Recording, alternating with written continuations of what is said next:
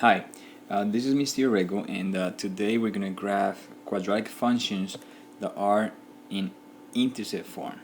This is the general form or general equation for the intercepts. Okay, intercept form, quadratic equations in intercept form. Now, this is my general function. I'm giving an example here on the top. Okay, I just need to identify first what's A, what's P, what's Q. PA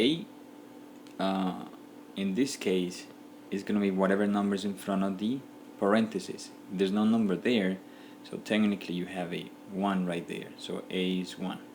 Okay, P is going to be one of my intercepts. P and Q are my x-intercepts. Alright, if you see over here on the top, you have x minus 2 and I have x minus P. If you block the x and you block the minus, technically P is equal to 2.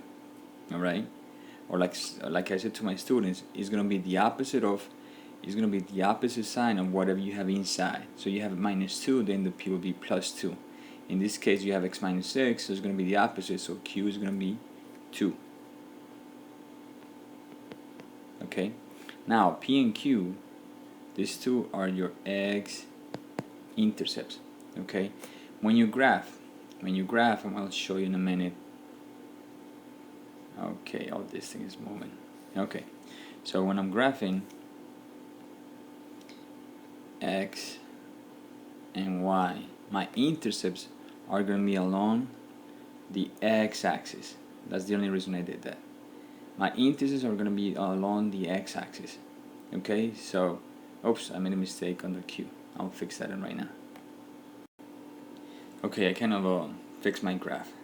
So now, like I said, P and Q, whatever values you have in there with the x's are going to be your x-intercepts, which I found that is 2 and 6. So these are the x-intercepts. So I'm going to plot those intercepts on my x-axis. This is 2, alright, P, and this is 6. This will be Q. Again, PQ stands for any two values that are representing the x-intercepts. Now once I have that, I need to find, the second step will be finding my axis of symmetry. The axis of symmetry will be halfway between this intercept and the other intercept. Let me see how many steps. 1, 2, 3, 4. 4 steps between them. So I'm saying halfway is 2 steps. So I start here, 1, 2. So my x-axis of symmetry will be along the 4. So,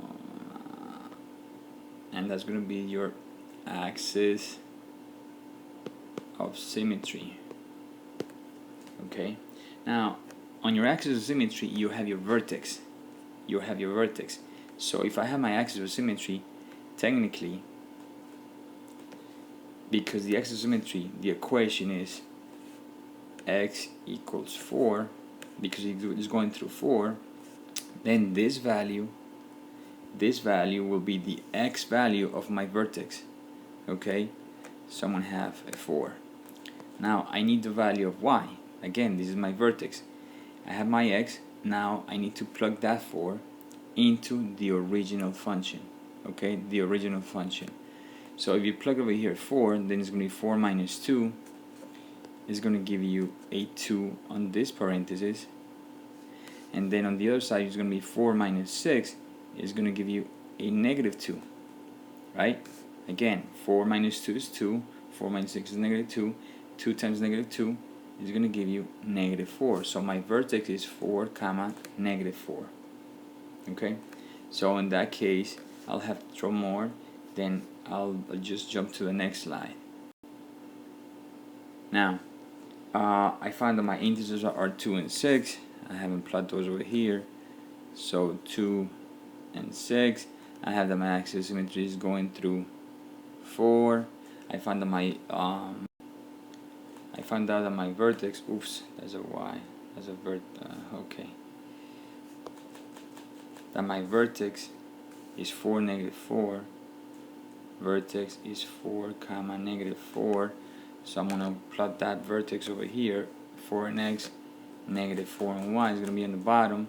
Now once I have that, I have my intercepts, I have my vertex, I have my axis of symmetry. I need more values because I need to remember a quadratic function is a parabola, so it's going to be parabola like that. Opening up, why? Because the value of here in front of the parenthesis is positive. Remember, here in front of the parenthesis is positive, therefore it's opens up. If it was negative, it will open down. Okay, now I need to make a table of values. On either side, look on the axis of symmetry. A table of values on either side, either to a left or to a right, whatever is easier for you. I see that the left has smaller numbers, so I'm going to do the table value on the left side. Next to the 4 to the left will be 3, so I'm going to do 3. Okay, then the 2, I already know the 2, so I don't need to put it again. Then I'll go for 1. Okay, at least 2 more points. Now I need to plug those values into the original function. I need to plug that 3 into the original function and find the value of y. So 3 minus 2 is going to give me 1. And then 3 minus 6 is going to give you negative 3. 1 times negative 3 is going to give you negative 3. Do the same with the 1. If I plug the 1, then it's going to give me that. Oh my god. If I plug the 1, then it's going to be 1 minus 2 is going to be negative 1 on here. I'm working on here in the bottom. And then 1 minus 5 is going to give you negative 5. Okay? Whoa, that doesn't make sense. Hold on. 3, oh, it does make sense. Okay. So again, I'm sorry. 3, negative 3, that's fine. Then I plug the 1, it's going to be 1 minus 2 is negative 1, minus 6 is negative 5. Negative 1 times negative 1, remember you're multiplying those two. Negative 1 times negative 5 is going to give you positive 5. So I need to plug those values. 3, negative 3. 3, negative 3, I go down. Okay, that's my point.